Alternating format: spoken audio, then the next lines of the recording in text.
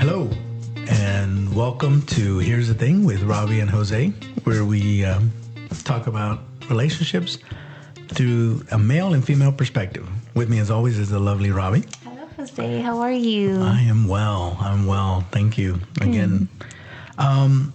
So this one, let's go ahead and jump right in. This is the series that we're doing. We're recapping and also discussing some of the different scenarios off of the show Love is Blind, season 2. And this one is episode 2. So if you've watched it, you'll understand, and again, we'll touch on some of it, but we might not be doing a blow by blow kind of recap, but we will kind of touch on different subjects and how that applies to everyday life. To relationships specifically. Yeah. And this is something that I really, really, really like because, again, I think it's a fascinating show. And one of the things, because I keep on thinking about why does it fascinate me so much? And I think it fascinates me because people connect on many different levels, right? So if you see somebody and you are visually attracted to that person, right? Say they're good looking to you, right? Whatever that is. And then you have a conversation with them, and let's say they stimulate your mind. So now you're even more intrigued, right? Because let's say they're intelligent, they can keep up a conversation, or whatever topic you're discussing. And they're funny. Yeah, they're funny. Like that's a sensory, right? So that's obviously that's hearing, and then the visual, and then of course later on, if things progress, it'll be the touch, and like you need all those sensories or all those different senses to kind of blend in together, right? Yeah. And then of course, as you get more and more intimate, things start to progress. And I think again with the show, it's one of those things where they're listening to one another, so it's they're stimulating their mind, seeing if they have things in common. But they've taken the visual aspect of it out, right? Now, and I was thinking about that because sometimes, and I don't know if you've ever done this before, but I was thinking, when I was single, right?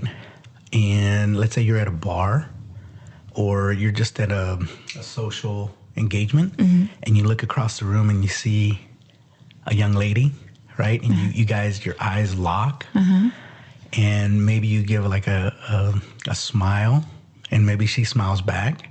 You know what I mean?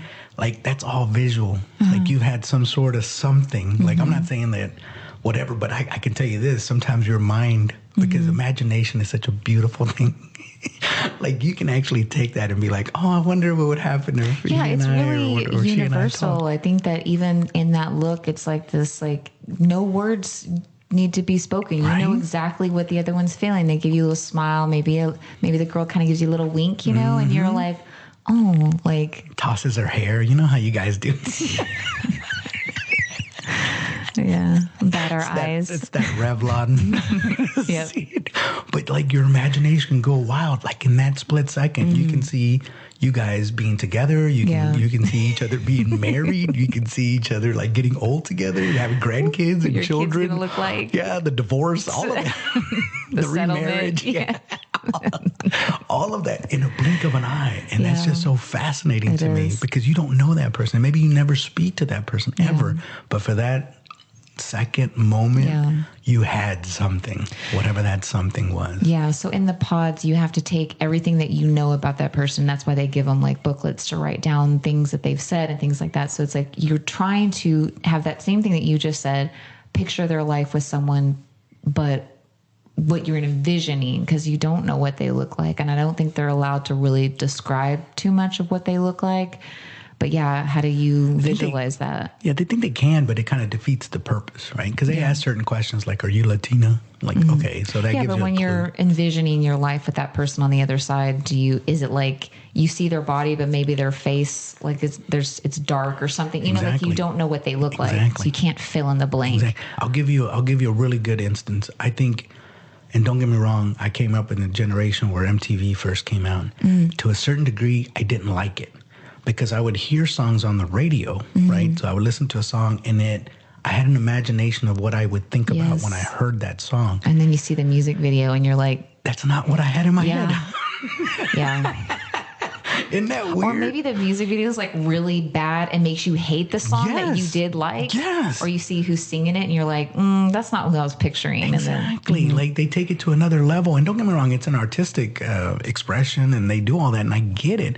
But there are times when I didn't want to watch the video. Yeah. Because I was like, it's going to ruin the song for me. Like I had my own imagination of that song and this is ruining it for me. Or the video could be like amazing and you love the video and the song. It could, more. yeah. Like I would say like Thriller was one that like it like totally was better. I mean, well, not better, but you know, it gives a different vibe when you hear it on the radio versus when you see it. Yeah. Because when you see it, it's so iconic, right? With Right. the dancing and the zombies, and which was really weird because they had like werewolves. Oh no, they were watching a movie about werewolves, but then it was a zombie movie.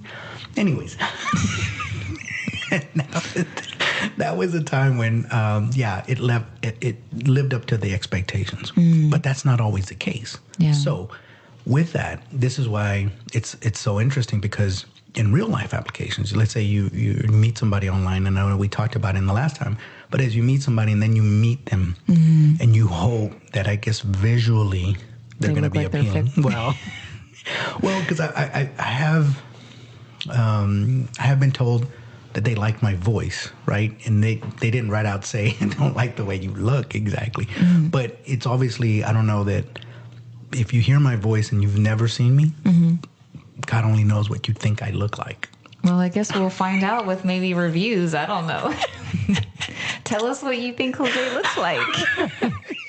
I'm telling you, real life, it's very disappointing. I'm just here to tell you right now.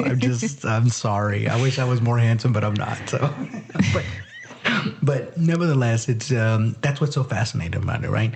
Like what if you could only see them and couldn't talk to them? Like, would you have the same connection? You know, like who knows? Who knows? It's just so many. And then the question, and I'm sorry because my brain just starts going in that direction. But then I started thinking, like, well, what about people that are blind or people that are deaf? Like, I know they can communicate, at least deaf people, right? But if you're blind and you can't see them, that's also fascinating. Yeah. It's like, oh, wow. And there's been a couple of shows where that happens, and then like they find out what the other person looks like, and they're like, no, what is it? 30 Rock did one. There was a movie. There been a couple of movies, but anyways, it's just fascinating because they don't have that visual aspect. So technically speaking, it shouldn't matter, but apparently it does, even to blind people. So who knows? Yeah. Who knows? But anyways. But can't they do the thing where they feel their face, right, physically, and that's how they can tell what someone looks like because they like do the outline of their nose and they're feeling all this stuff, so they get that visual. Yeah. I mean, they can figure out what they look like. Yeah. But what I'm saying is, to a certain degree, what difference does it make? Because you're blind. Because everybody wants to have a picture of that person, like in their mind, if they can't see them. So, like, I mean, if you're dating someone and you're really missing them, you know what they look like. So you can go back to that memory, right, and think about them in that way. But I'm just saying, would it be a deal breaker for somebody that's blind and let's say it doesn't meet their expectations of what they that'd be really messed up. Well, that's what I'm saying. And that happened in 30 Rock. There was an episode like that. It was a blind lady. Okay, but that doesn't happen in real life, though, I don't know. But it's just interesting to me. Maybe, and I don't know, maybe we could solicit emails or something at some point, but who knows? That's what I'm saying. For me, that's immediately where my mind went. It's like, oh, okay, I wonder how somebody that doesn't have one of those sensories, like what does that look like for them? Like, does it matter at that point, right? Because if you're clicking, right, in conversation and you like the same stuff, and let's say, again, you have other senses, obviously you can smell and things like that, and you're enjoying their company, does it really matter what they look like at that point? I wouldn't think so, but... I wouldn't either, but, you you never know. You never know. I mean, I mean, we're giving, and maybe we're giving them more credit, or I don't know. But maybe, blind people might be just as superficial as the rest of us. I don't know. Who knows? But nevertheless, so the way it starts out, right, is Nick had proposed to Danielle. And so this is the first time that they're meeting. So again, I know we kind of touched base on that before. It's like the first time you meet, but I kind of wanted to explore that a little bit because let's say you've talked to somebody over the phone for a long time, and then all of a sudden you meet one another. It's almost like it's somewhat surreal because, like you said, that person, it was just like a dark shadow. Yeah. You had no whatever. Now they're real. Yeah. Because you're seeing them. And so I wonder if you have that fascinating thing where like you're talking to them and you're hearing the voice, but you're like, like now they're connecting together. Yeah. And even if you didn't have an idea, it might not be what you thought they look like.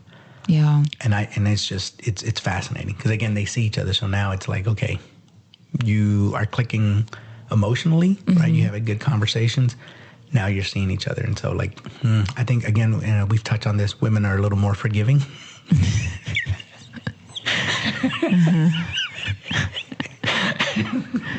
Than men, but you know, it happens.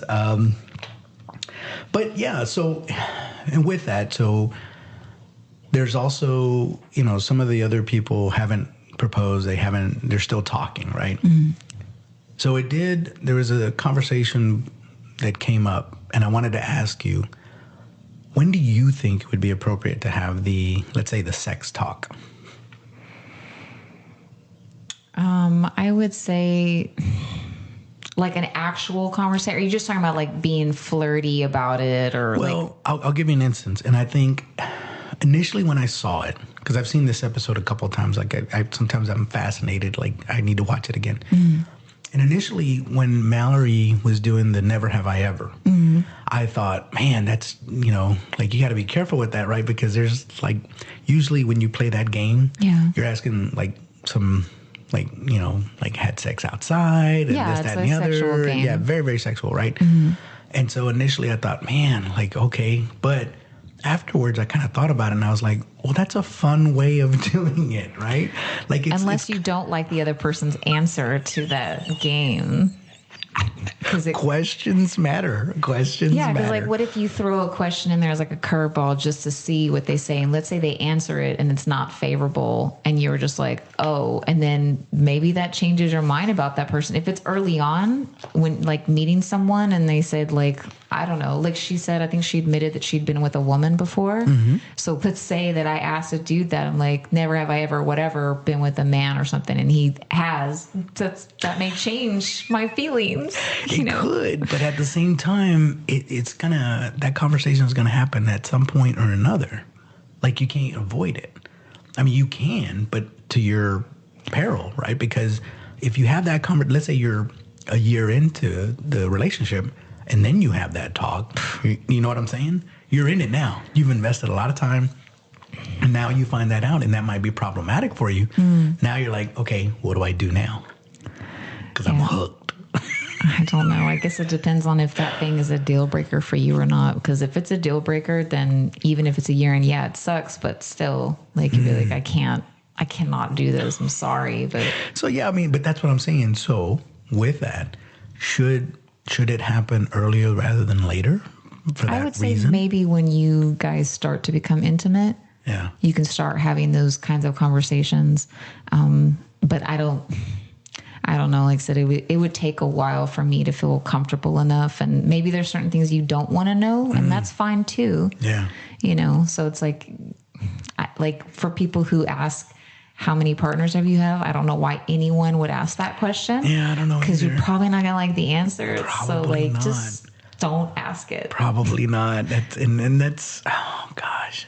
You know, like whatever people's number is, everybody has a number. I got to be honest with you.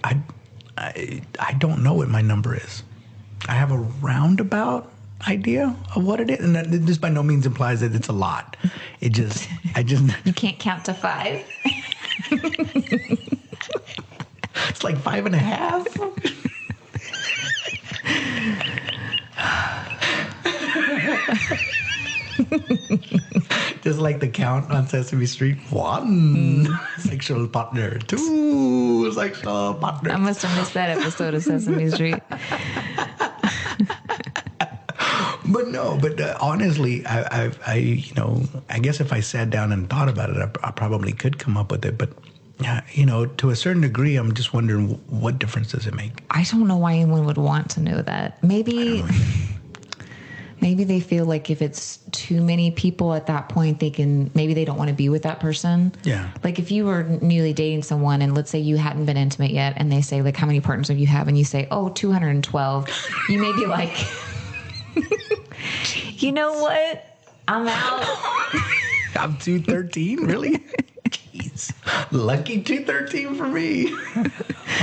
Wow. But I don't know why anyone would ask that and like genuinely want to know. I don't know either. I have no idea. Me personally, it doesn't bother me too much one way or the other because I figure everybody has a past. Right. Everybody has a past. And again, then the question becomes like, is it partners that you're worried about or times? Like, who knows how many times? Like, again, I was married for 15 years. So, like, no one's asking time. What do you mean? Because let's say for the sake of argument, right? Let me just give you. Let's say one person had 5 sexual partners throughout their entire adulthood, right? And those 5 were, let's say, short-term relationships, right? Okay.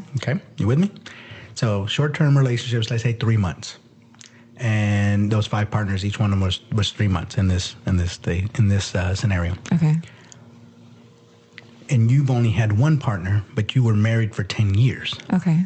Like you would have had more sexual experiences with that one partner than the one that had 5 and had the short term. Right, but no one's asking how many times have you... Well, that's what I'm saying. Well, it's mostly because in that game, they were talking about experiences. Like, have you been with a woman? Have you been this? Maybe if Sal had been in a 10-year relationship, he may not have been able to answer, like, her questions, like, because he's only been with one person? No, well, he could have answered them, but it would have been the same person. So in this scenario, she was saying, I've never had sex outdoors. Mm-hmm. So you can answer yes to all those, but it was like the same person that you did all that with. Yeah. Where the implication on the other side is like every one of those experiences were different people. You just don't know, right? That's what I'm saying. That's why I don't think body count for me matters too much, because you could be very adventurous with your partner, that one person for many, many years. Yeah, you're probably more likely to have more different types of experiences if you're with one person consistently than you would be if you were kind of randomly whatever, or short-term things, because sometimes there's certain things that you may feel more comfortable in a long-term relationship. Absolutely. And so you may be more sexually fulfilled even if you've only been with one person. If you met a 40-year-old guy and maybe he married his high school sweetheart and they were together, up until then, and they recently got divorced. It's like, well, yeah, I've been with one person, I mean, that's still around. I mean, there's a lot of people who maybe are getting divorced now, but they were with their high school sweetheart. So, And good for them. Like, honestly. Yeah. But I know some people would probably even look down at someone like that. Like what you're saying of like, maybe you didn't have as many partners. So like if you met a woman and you're, let's say you're a 50-year-old guy and you meet a woman and she says, how many partners have you had? And you say 2. If she was single for the most of her life, right, she may be like, oh my God, this guy doesn't know anything. Right. That's the implication. Right. But it's a misconception. Yeah, for sure. Because again, every couple is different. That's true. Let's say your partner was not as adventurous, then maybe it was a little more, vanilla, let's say, than somebody that's been a little more adventurous. But anyways, it's always intriguing to me is that the body count or the number. The body count. That sounds terrible. This is like murder victims. What's your body count? How many have I killed? Oh, let's see. Wait. 213. 212. I'm 13.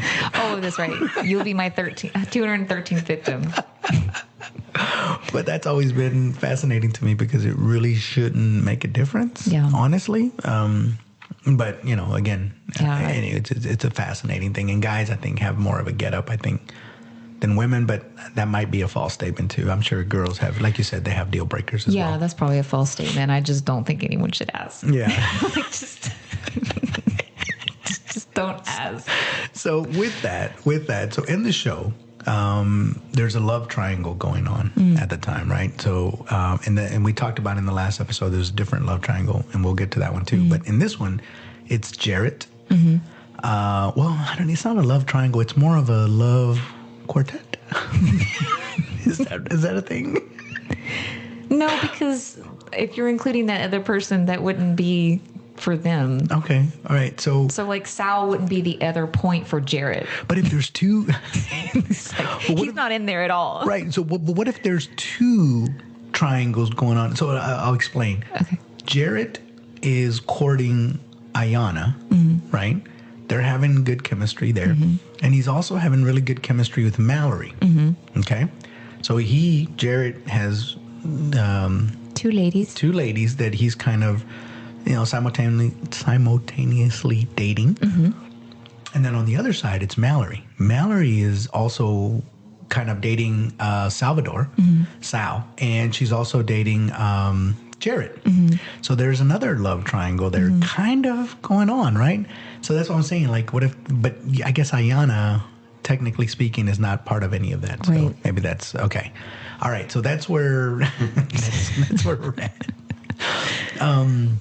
But I always find that fascinating again, because I was brought up to, and I'm old school, that you date one person at a time. It's Yeah, very you few should. well, yeah, but that's what I'm saying. Like, it's few and far between. But apparently, in the modern age, you date multiple people. That's a thing now. Or maybe it's regional, because we live in the South. In the South, they take boyfriend, girlfriend. It's almost like after the third or fourth date, you're boyfriend, girlfriend. Yeah. It's almost implied. Yeah. You know what I mean? Yeah. But like in other parts of the country, it's not. They actually have to have that conversation. Or like in other countries as well, they actually have to have that conversation. Like, are we exclusive? I watch a lot of British shows. Okay. So the British people are like, you better tell me that we're exclusive. They don't talk about it. Oh, they don't. They don't talk about it. So wouldn't they just assume like we do? Yeah. Okay. Well, but that's the thing, because they never talk about it, they can't hold their feet to the fire either. But do we hold people's feet to the fire in the South though? Yeah, Because we don't talk about it either. Well, I mean, again, that conversation has to come up. Like, are you dating anybody else at some point?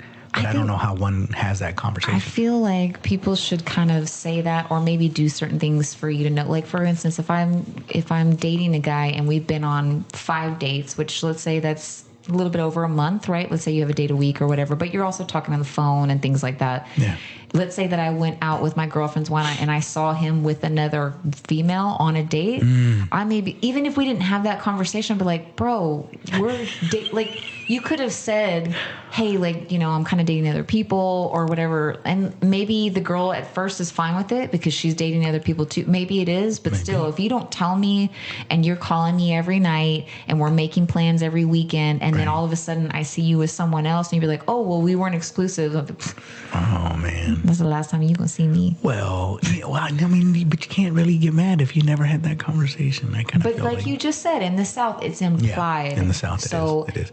I typically do it now more, but it feels very, even right now, it feels very, not immature, but, and not juvenile, but it's like when you're in junior high. yeah, and you're do like, you want like to be me? my girlfriend? Yes or no? Circle 1. You pass them the note. Or you just ask them, you want to be my girlfriend? Or you want to be my boyfriend? They're like, yo, let's do it. and you just kind of move forward with it or whatever. But yeah, but as an adult, sometimes I like to put my cards on the table and be like, look, I'm not dating anybody else. You're the only person that I'm going out with. I don't know if you're in the same And what if boat. she says, I'm dating other people? Yeah, then it gives me something to think about. Because But would you continue to pursue that woman knowing that you like her enough that you're not dating anyone else, but she's dating multiple people? It would depend. It would depend. It would depend on, it would have a lot of factors. Like, again, it's, we don't know the situation, so we would just have to, talk about it and figure out, like, okay. Yeah. So what does that mean? Like, you're weighing your options, or like what's, I don't know how I would take that. Yeah. Again, whenever I've had that conversation, sometimes they reply back and say the same thing, and other times they don't. Yeah. So, but again, in the South, it's different. I feel like for me, maybe the limit's like 3 dates. So if we're continuing on past 3 dates, I would assume we're kind of dating at that point, and it should be kind of like exclusive. You know what I'm saying? So like, but I mean, I wouldn't, the first date, second date, I don't know. I feel like if you don't like someone, you'd probably let them know by the third date of like, hey, like, we're not really connecting, or you kind of break it off, like whatever you were pursuing. I think if I was in that situation, I might be asking something along the lines of, where does that put me exactly? Like, is this just a casual thing? If it's a casual thing, then so be it. Yeah. It's like, okay, that lets me know, then I can be casual about it too. But, or if she's like, well, like, I met you guys at the same time and I'm really not sure, then I'll be like, all right, cool. Like, again, it gives me something to think about. Yeah. Nobody wants to be the second. So when she sends you that text saying she can't date you anymore, you already know it's because she likes the other dude more than you. Like, you already know the why. Yeah, I think so. I'm trying to think if I've ever gotten that kind of text. Well, I mean, have you been in a situation where you were dating a woman and she was dating two guys trying to decide which one she wanted more? No. Then that's why that hasn't happened to you. Yeah, maybe so. Because, I'm not. I don't know. I've never. I wouldn't want to even casually date someone who is dating a bunch of other people or someone else. Like, me personally, I don't like that. Well, again, let's say it was casual, right? And you just enjoy their company. Like, I can see it being okay to go out with them, but let's say, but again, that means you're also allowed to do it as well. Yeah, you'd have to establish that. If it's going to be nothing, then yeah, you can have that conversation. But, Yeah. Like you said, I mean, if you don't have that conversation and we're gone out multiple times, you can assume at that point we should be exclusive. Yeah. So with that, again, and they're being very practical about it because everybody knows that they're there for dating, right? But when you are, and I hate to put you on the spot, but let's say, have you ever known anybody that had to decide between two people? I'm sure I have. I can't think of something in particular, but I mean, if you meet two guys, like if I was online dating and I met two guys that I thought both of them were attractive, and let's say I've had a date with both of them. Yeah. I feel like I would try to figure out, like, okay, which one do I like more, because I'm going to pursue that one and let the other one know. Like I said, that's the thing. You like them for different reasons. If you look at the two people, Salvador and Jarrett, right? And I'm just going to use them because we're talking about the show. Okay. Jarrett is a little more outgoing. He seems to be a little more fun, a little more playful. There's a lot of banter going on back and forth. And Salvador is more, I hate to use a term, he's more of a Latin lover kind of guy, and not in a bad way. He's not very aggressive. sweet and sensitive. Yeah, he sings to her. He wrote her a song. You know what I mean? Yeah. He has that smooth kind of just They both have really easygoing good kind of qualities. guy. I feel like I would know after like 3 dates with each of them. I would know which one that I could probably see myself with more. Yeah. I mean, those two would be hard because I actually really like both of those guys on their show. But I don't know who I would choose, Jared or Sal. It's tough, right? Yeah. It's tough. I've never been in that dilemma before either. Yeah, there's usually not a lot of really great guys out there like that here, like where you're just like, there's so many great guys. How can I choose? But here's where things come into play. Where things become complicated is, again, you can't see them. Yeah. So you're going based on, so when you only have one sensory, or obviously you can hear each other, and you can talk it out. So you are connecting through conversation. But that's where the other sensories come in. Yeah. Like even the touch. Like, when we talked about that, there's been times where, and honestly, even smell. Like, I've been with women that for whatever reason, I didn't like the way they smelled. There was something about them that I was just around them. I was just like, Everybody has their own personal scent. Yeah. And I didn't like hers. There was something about her that I just could not. Visually, she was attractive. Conversational, those were great. But then whenever I got close and we got a little more intimate and I smelled her essence. That made me think of, I went on a date with a guy one time that smelled like the inside of like chest drawers, like that weird smell, kind of like your grandparents' house. I don't know like what the moldy smell? I don't know what it was, but it was like, I remember Cedar, like maybe? kind of like my grandmother's house. Like it just had like this kind of smell, and he smelled like that, which is probably just something. It smells like mothballs or sometimes something, when maybe. you take things out, like a sweater out of the dresser or Yeah. something, it has that smell. But I was just like, That didn't do it for you, did it? Huh? yeah, I was like, I probably wouldn't have continued with him anyway. But I just remember that was the first time that I've been on a date with someone who smelled like an old person's house. I was like, I don't know what this is, but But it matters. All the sensory things matter. The Well, that's why touch we have matters. like all of cologne it. and perfume and stuff like that. It ignites another element to Yeah. appear more attractive. You know, if you smell and good. sometimes those elements, whatever it is that you are gravitating towards, or whatever the thing, because there's women that say like smell, it's all about smell. Like they can probably date a less attractive guy, but if he smells wonderful, like they're in it. You mean natural scent, or are you talking about he wears cologne? Both. Because I think me personally, the way I feel about it is cologne will accentuate whatever it is that you're smelling on that Yeah, person. because sometimes you can wear a cologne that doesn't mix with your body scent and it smells bad, and you're like, Exactly. Well, it doesn't smell bad exactly. It smells bad to you. To somebody else, it probably smells fantastic. But to you, you would probably be like, nope, can't I do think it. it's usually the other way around. Some people, the other people will smell it on you and know that it doesn't smell good. You may not know it doesn't smell good on you. I don't know. But like I said, to each his own, right? So to Yeah. speak, right? But that's what I'm saying. And even look-wise, you can be with somebody and you think that they're absolutely amazing, and other people are like, I don't know, buddy. I don't know what you're talking about, but I'm like, dude, I'm loving it, right? And vice versa. They could be just, because here's the thing. And so with Shane, no, excuse me, not Shane, Shake and Dipti, and we're going to bounce around a little bit, but in this episode, they're getting to know one another too. And to a certain degree, so she was saying, I can't remember if it was her or him, but something, I think she was kind of making that observation that he likes to have the most beautiful woman in the room. Now, for a guy, and this is from a guy's perspective, this is status.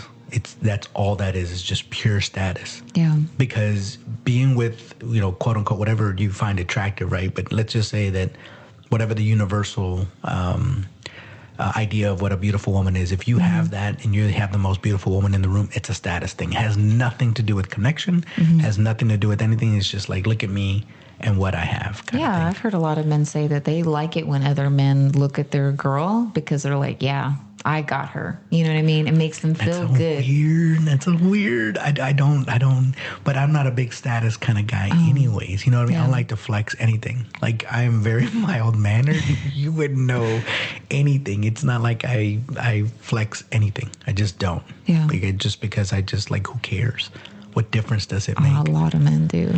And that's where men are faulty in that sense. But if I could play devil's advocate for a moment, I think women to a certain degree also do that, because Dipti, which is who Shakes is actually courting, is when she was talking to, I think, Caitlin, I can't remember how to pronounce it, but she was talking about the fact that Shake is a veterinarian and he's a doctor. So she was like, ooh, doctor. Yeah, and she's like, if they introduced us together, I'd be Miss or Mrs. and Doctor, or how do they? 'Cause don't they- Doctor and Mrs., or maybe just Doctor blah blah. Don't and they? his, and his doesn't wife. she? Yeah, And that woman next to him. right. But it's a status thing even for Yeah. women to have to like. I married a doctor. Yeah, Like, because that's that my means husband. money. That doesn't have anything to do with the looks. We're like, Right, I but that's got status. money. That's status. Oh, though. I know. It's the same thing, and Yeah. that's why I'm playing devil's advocate, because there's a female version of that too. Yeah, like there's the stereotype of mothers tell their daughters to marry a doctor. You know what I mean? Like that's what they want them to go for, and it is about the status, but security and money and things like that. So Yeah, I mean, but staying with Shake and Dipti, because what ends up happening there is that they kind of evolve, right, and they start feeling each other a little bit more and more, and as they do that. And he eventually proposes. She accepts. And the first thing that he does when he meets her is he goes and like grabs her butt, right, and like grabs it and smacks it, and like he he's- mauls her basically. basically. But can I ask you from, obviously I can tell you from a guy's perspective why we do that, but how do women feel about that exactly? Meeting for the first time, or what do you mean? No, in general, when guys smack women's booty. I think we've all accepted it at this point because it happens so much. You guys can't keep your hands off of that. So it's like, I think we've just accepted it and just like, okay, every time I walk past him, he's got to grab me. That's just. I mean, but here's the thing. I have been with women that hate it. and they're like, no, I know don't women do like that. that, yes. Don't touch me. Like, and this is like a serious relationship. This is Yeah. not a new, like we just been dating for 4 months or something. This is Right. like long term, and they do not like it. And then I've been with women that like, they love it, and they get mad if you don't do it. Like, Yeah. why are you not smacking my booty? So that's why I was trying to get a perspective from a woman. How does that feel exactly? Some women don't like it, and it could be because of their own personal feelings about their self, their bodies, whatever. It could be something that has nothing to do with the guy. Yeah. It could be maybe they have old trauma from something, and that kind of is triggering for them. I mean, there could be a lot of reasons why they don't like it. Maybe they feel it's disrespectful, just in general, to be treated as an object, I guess. Some people may have problems with that.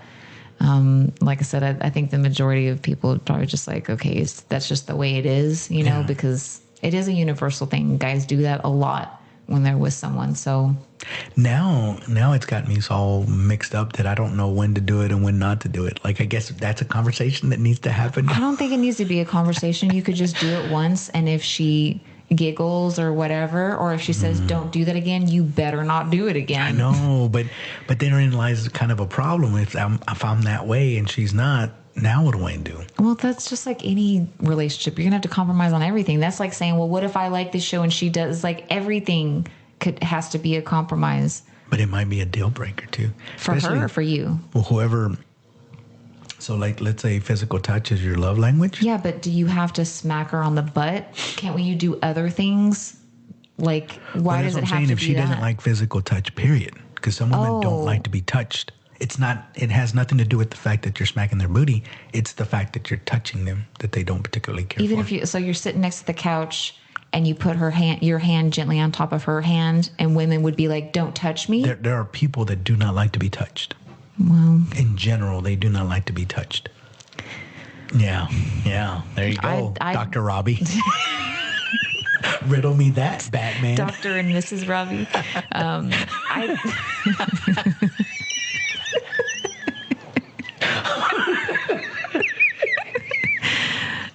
I don't know. I mean, You know what I'm saying? Because then it becomes problematic. Yeah. Because if you are a physical, it doesn't have to be. They just don't like being then maybe touched. that would be a conversation when you meet someone new, and let's say you kind of start dating. Maybe you say to them like, "Hey, like, just so you know, I don't like to be touched," and you kind of give those examples. At that point, if the person knows that they can't be in a relationship like that, maybe you should say like, "Okay, I respect that, but unfortunately, that's a big deal to me."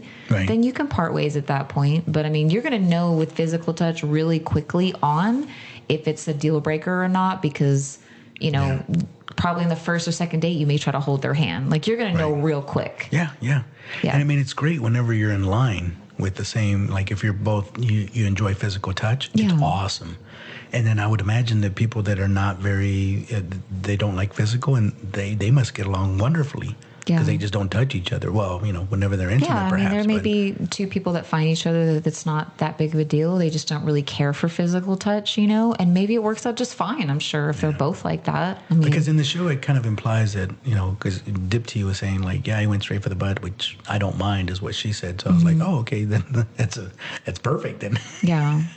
Because he doesn't mind either. So, I have never come in contact with someone who didn't like any type of touch. I get the disrespectful, the smack in the butt, and maybe a little bit more sexual things, but even just like a hand, or you're sitting next to them and they put their arm over you. I've never met anybody that hated physical touch that much. Yeah. I don't know how often you would come across someone like that. no, I mean, yeah, I don't know. I mean, but it does happen sometimes. And then what's funny is some people in that same relationship initially didn't like it. And then over time, they wanted it. But I had already been conditioned not to do it. So I stopped. And then it was like, well, now I miss it when you do it. And then, Wait, so you did it, and then she never said it bothered her, and then one day she said, it bothers me, don't do that anymore, and then no, you stopped? she started out saying, I'm not wild about it. Okay. But me being me, I kept doing it. And over time, she, like you said, she just accepted it. Right. But then I knew she didn't like it. So at some point, I stopped doing it. Why would it take you so long to finally stop doing something that your wife hates or whatever? I don't know, but then I did stop, and then afterwards it was like, why are you not doing that anymore? And it's like, well, I thought you didn't like it, so I yeah, stopped. but why would you wait that long in between? I don't know, Dr. Robbie. This is a personal thing that I need to... I don't understand. Dr. and Mrs. Robbie, I don't know. I have to go back and reevaluate my whole... I don't know why I did what I did. Anytime that someone does something shows affection and they do that same thing all the time and then all of a sudden you stop, I think that would warrant maybe a little concern. Let's say my ritual is, every night before I go to bed, I kiss my husband on the forehead, right? Like this is what maybe he hated it. Maybe he thought it was stupid or something. Yeah. But let's say I did that for 2 years every single night before we went to bed. And then all of a sudden I stopped. I would imagine my husband would be like, hey. Well, but yeah, they got used to it. And I was like, why are you not doing it? And it's But you can't do a certain thing for a long period of time and then all of a sudden stop and then wonder why she's bothered by that. I don't know.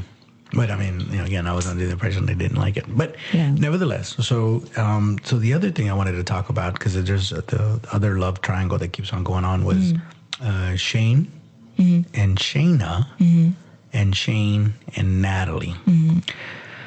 So in this episode, Shane asked Natalie to be his girlfriend.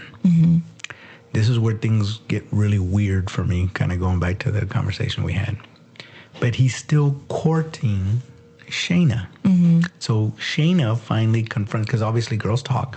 So Natalie went back to her quarters and was like, oh, he asked me to be his girlfriend, blah, blah, blah, blah. And Shayna heard this and was not very happy. Of course, the next time they have their date in the pods or whatever, Shayna's like, hey, heard you got a girlfriend, blah, blah, blah. Do you think she wasn't happy because it was implied that they were kind of exclusive in the pods? Did she... No. She's probably upset because, yes, for that reason. Like, he didn't ask her to be his girlfriend. So I would imagine, actually, let me let you kind of take the wheel on that. Why do you think Shayna was upset about that? Well, I think it's what we were talking about earlier of like how we feel of like, if you're having all these awesome dates with someone, I know this is an experiment. I get that. But she probably felt like they were kind of exclusive. Right. I mean, that's... But here's the difference. Here's the key difference between what happened between the other love triangle and this one. Shane actually asked Natalie to be his girlfriend. Yeah. He made it, exclusive. quote unquote, official. Yeah. You said it. You can't take it back. I don't know why he did that. Like I said, other than letting Natalie know that she was... like, I'm really serious about you. Like, I want to try to pursue this. Yeah, he's trying to lock it down for sure. Yeah, but I don't know why he would continue at that point. Why continue on with Shayna? I don't know either. And and here's what ends up happening. So Shayna confronts him and he's like, why does it matter? Who cares?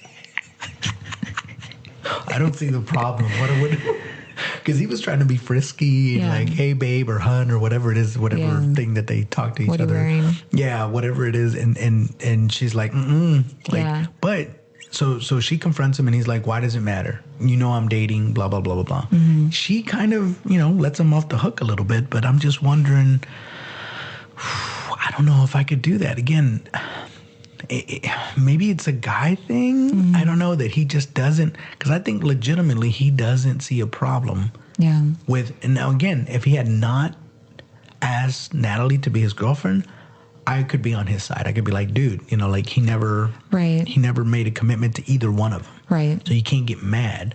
Again, you can call him out like Shayna would, because I think Shayna already knew he was also dating Natalie, or they were, going out a lot. So she could have preemptively been like, hey, where's this going? Yeah. I know you date Natalie. You don't want to say ultimatum, but you kind of do. Like, okay, either we're doing this or we're not. But hearing that he locked it down with Natalie basically is just like, wait, what? Like we were connecting. It's the same scenario I talked about earlier. If I'm dating that guy, we went on 5 dates, so it's a little over a month, and I see him somewhere, right? And then like he's with someone else. And if he would have been like, well, who cares? Like, again, even if we didn't have that conversation, I would assume after that many dates and all this, we're vibing and everything, that you would probably only be dating me. I mean, I don't know what the rule is on that, but I feel like if you're dating other people, multiple people, you should probably let them know, like, hey, just so you know. But okay, so this is where the dynamic for me changes because Shayna knows at this point because she asked him, did you or did you not ask her? And and again, he skirts around the answer, but eventually he's like, yes, I did it. Like I did ask her to be my girlfriend, blah, blah, blah. So she was like, okay, well then I'm out. Right. And that's where it ends. And she's like, okay, so I'm out of here. Yeah. And then she walks out of the pod and he's all sad for some reason. I lost my second girlfriend.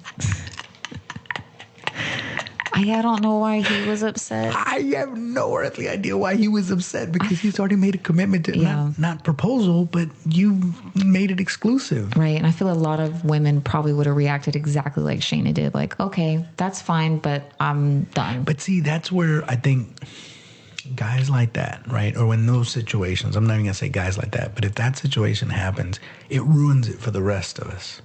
The ones that are one at a timers. Yeah. It really does. Yeah. It ruins it because I've done this before where, so I'm dating somebody, right? And let's say I'm exclusive. And then let's say we just became exclusive, right? Okay. So it's very early on, but things are really going good. We're clicking. And then like not an ex, but an ex calls me up and we left on good terms. So it was let's put it this way. It was a very casual thing. Okay. So there was no hard feelings or anything like that. We had a really good casual. And then they will hit you up like, hey, what are you doing? And I've done that where I'm like, hey, unfortunately I'm with somebody because I know why they're texting me. I know why they're reaching out to me. What if they just needed that recipe that you had that you're like, hey, what was that recipe for chicken pot pie? Google it. You come right out the game, like, I can't date you. Well, sometimes I will kind of right from the get go, like, hey, just FYI, I'm with somebody now. Like, we can talk if you want to, if like you really if you just want to hang out or whatever. But I would imagine that's appropriate if you're serious with someone. Probably not. Okay, probably not. But at least you make it clear right from the get go, like, hey, I'm with somebody. So. And what if they came back and said, I don't care? Well, I mean, I care. Obviously, that's why. That's what I'm saying. Like, they may not care. Well, so. But I will say this. And this situation has happened before, and I'm sure it's happened to a lot of people where, let's say you lay down the law early on, and you say, hey, I want this to be a casual thing, blah, blah, blah. And you're like, okay, cool, me too. Not looking for anything serious. I got a lot going on. Let's just let it be casual. And so it starts out that way. But then over time, you start having feelings. You catch feelings. And now it's like, hey, so when one person shifts the dynamic and it's like, hey, I feel hurt because you're going out with other people. And you're like, well, I thought we made that clear from the get-go. Like, do you even, in that situation, do you even have the right to feel that way? Well, and when I say right, you can feel whatever you want. Right, everybody has. But can you hold him to I don't whatever? think so. Yeah. I think that if you have an agreement and you yourself decide to go outside of that agreement, you can be upset, but to hold them to that, no. I think you need to revisit the conversation. Yeah, and that's fine. And maybe if you find out they are dating, you'd be like, well, I know we made this agreement, but I've caught feelings for you. Yeah. Do you think that you want to explore that with me? Maybe ask them at that point. If they say no, then you know your answer. But but see, that's the thing. It doesn't change the fact that you're still feeling feelings for that person. Well, then that's up to you if you need to walk away or not. Oh, it's hard because you already caught feelings. I know. You're trying to take it to the next level, and this other person's like, I'm not on that level. I made it perfectly clear what I was looking for. Yeah, but that's the same thing if you liked one of your friends or something like that, and like maybe you guys were just friends, and then all of a sudden you catch feelings for them one day. And you go to them and you say, hey, like, I want to be in a relationship with you. And they say, I'm sorry, I just see you as a friend, even though you didn't have that agreement, right? But you're just friends. But I mean, like, at that point, you have to make that decision. Do you want to stick around and try to be friends with them? Or do you need to just remove yourself? Well, that's what I'm saying. Like, it's no different. I mean, have to make that choice for yourself. Because see, that one's a tough one. That's going to be its own podcast. Yeah, no, I know. I'm just saying that. But I'm just saying, like, in that situation, again, if it's made clear. Now, sometimes, and this happens too, you initially start out as casual, and then you're dating for a while, and somehow or another you end up becoming exclusive just because like that's your go-to person. You have fun, you enjoy the same things, and sometimes you can revisit that what's the agreement and be like, hey, pull out the contract and look at some revisions. Yes. Let's add some writers on here. In section 5.5, where you said that I couldn't call you on weekends. No, but that's what I'm saying. Like it you know what I mean? Like and you might be surprised at me. Like, yeah, I feel the same way. And like, okay, now you're exclusive. But again, it's hard because once you've already made up that agreement, and I would say, yeah, I don't know if men or women, I think they equally kind of do the same thing, right? Because like I have known guys that caught feelings, even though it was supposed to be a casual thing. Yeah. And the opposite, I've like women caught feelings, and the guy was like, well, that's not what I was looking for. Yeah. It's an uncomfortable situation. Very much so. Yeah. But with that, and we'll just kind of leave it at this, right? So Shayna, at that point, goes back over to the other guy she was courting, because it wasn't just Shane. She was actually courting Kyle. And Kyle, they, I don't want to get too much in it, but they had the religion talk. And that's always a very touchy subject because people very passionate, especially about religion or politics or whatever, and they don't see eye to eye, right? But Kyle proposes with his mother's ring that he stole from her nightstand.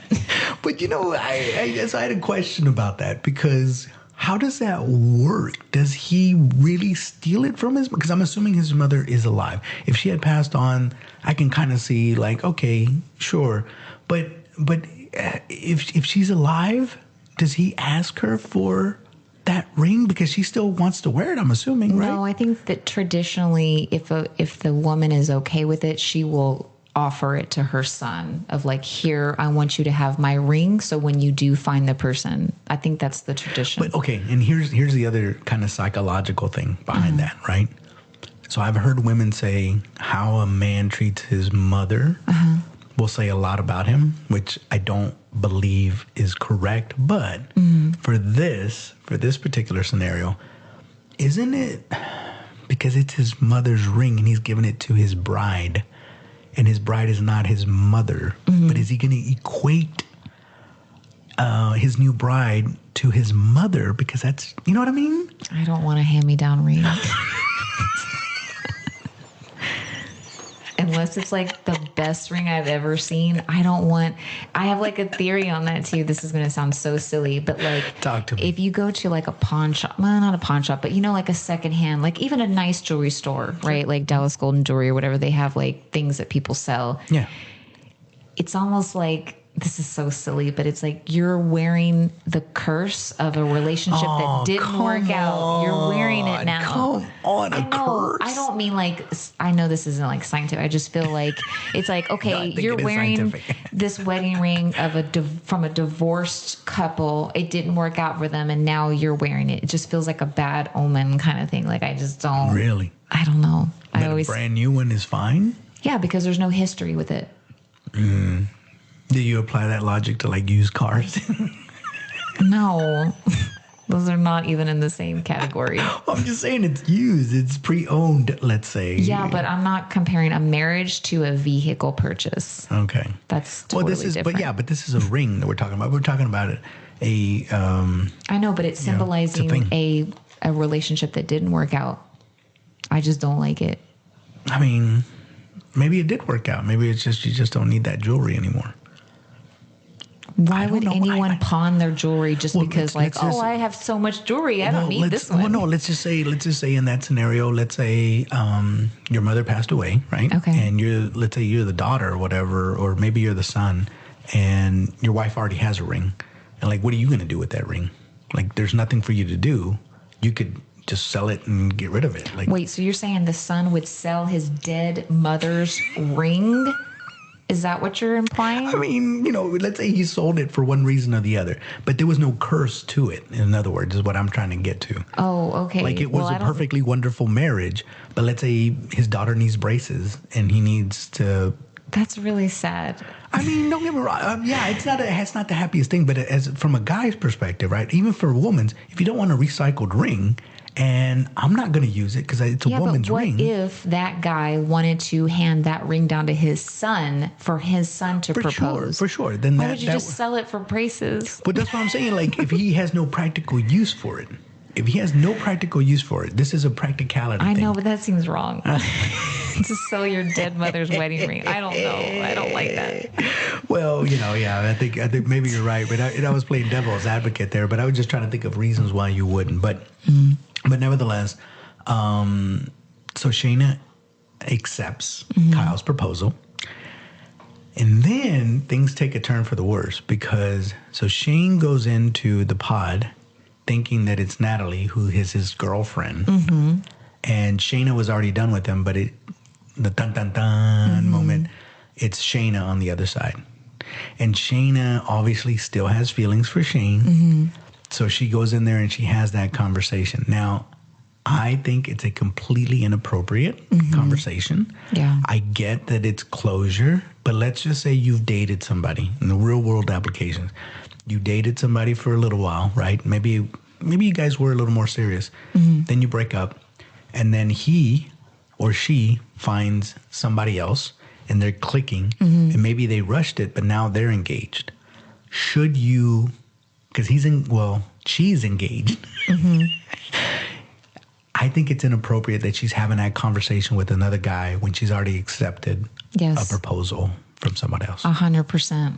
I don't know how often that happens in the real world because this is for the experiment, it's a short amount of time, right? You're getting engaged within a few days. So there's not a whole lot of loyalty and things like that. It's different, but I'm sure it happens in real life. Why do you think people do that? Why? I mean, I get closure, but is their sense of impropriety not take over? I don't think it's about closure. I think it's their last attempt to try to get with them. Ooh. That's what I think Shayna was doing. And I think that if you and I were dating and we broke up and I met someone else and I'm engaged to that person and you come back to me and, tell me your feelings for me, that doesn't seem like closure. That seems like you're trying to see if I'll get back with you before it's too late. Because they say marriage is it's the other way around, right? Because Shane hasn't proposed to Natalie yet. No, I know. He's getting ready. But in that scenario, what happened is they both dated. Now she found somebody, she's engaged, and she reaches out to the ex and is like, hey, I still have feelings for you. I think she was trying to take one last pass at Shane. But why would a person accept a proposal if they weren't ready? I mean, this is an experience. There's probably a lot of pressure on them, to say yes, and you want to be on the show, and maybe she did like Kyle. I don't know. I think it was wrong that she did it, but I think you're right. I think a lot of times it's matters of the heart. And when it's matters of the heart, logic goes out the window. Yes. We like to think that we're logical people. And it's usually post-mortem of a relationship where you're like, I should have known. Like I was in it and I should have known. And now looking back on it, kind of connecting the dots. Yeah, why do guys do that so much? What? No, guys always try to come back. They make a mistake, and then the relationship ends. Yeah, guys do it when they make a mistake throughout. They might go back and kind of think about all the stupid things that they did. Women, on the other hand, sometimes will kind of do the opposite. Like, why did I stay with him? Knowing what I know now, like I put up with a lot of garbage throughout this whole relationship. Yeah, I think that women try really hard when we're in relationships to make it work, and we put up with a lot of things, and then when it ends, for whatever reason, we feel like, I don't know. I think it also helps our healing process to be like, why are you so upset? He did X, Y, Z. Like he wasn't really good to you, and things like that. I think it's easier. But for guys, I don't know why it's different for guys. I feel like guys romanticize the woman after they break up. Oh, yeah. And women try to like demonize the man. I don't know. I mean, well, again, the what I've heard from women a lot, unfortunately, is that they feel like failures whenever a relationship ends. If they put a lot of time in it, you mean? In general, most women, I don't know why, but again, they look at it. Well, the feedback that I've received from not every woman, but most, they feel like, well, I put up with all of that because I wanted it to succeed. Yeah. And the fact that I put up with all of that and it still failed, I feel even worse now because it failed. Like I put in all that effort, all that time. And you tell me, because that's what I'm saying. That's the feedback that I've received from women. And I've always found that fascinating because guys don't, I guess we have the same sentiment, but it's different in the sense of like, I should have done this better. I should have done that better. We don't necessarily feel like a failure. I don't think that's the right way that we process it. It's more of, it's weird. It's more of a learning. Like and I can tell you for myself, what I've done is whenever, and unfortunately I've had more than I'd like to remind myself about. I've had a lot of failed relationships, unfortunately. But each one of those, I learned something about myself and I learned something about what the other person likes. Oh, I think women do that too. I know, but that's what I'm saying. Like, we don't look at it as a well, I don't. I wouldn't say a failure. That's that word. I wouldn't say. It's harsh, isn't it? Well, if it didn't work out with, a guy I was dating, I wouldn't say I'm a failure. I would not say that. Yeah. So I don't know. Some females do feel like it's a failure, and I feel bad, right? Because who wants to fail at anything? Nobody wants to fail. I mean, I guess guys, well, me in particular, I can't really speak for everyone. I can tell you, for me, I've had many fails in my life, and so I've always used that as an opportunity to grow as a person, right? Yeah. And I don't look at it as like a bad thing exactly. I mean, obviously it still hurts, but yeah. Anyways, this was a good conversation. I learned quite a bit. Yeah, there's a lot going on in the show, and I mean, we're only in episode 2, but I mean, I'm interested to see how this is all going to play out. Yes. But anyways, again, as always, thank you. I appreciate it. And yeah, until next time. Bye. All right. Bye.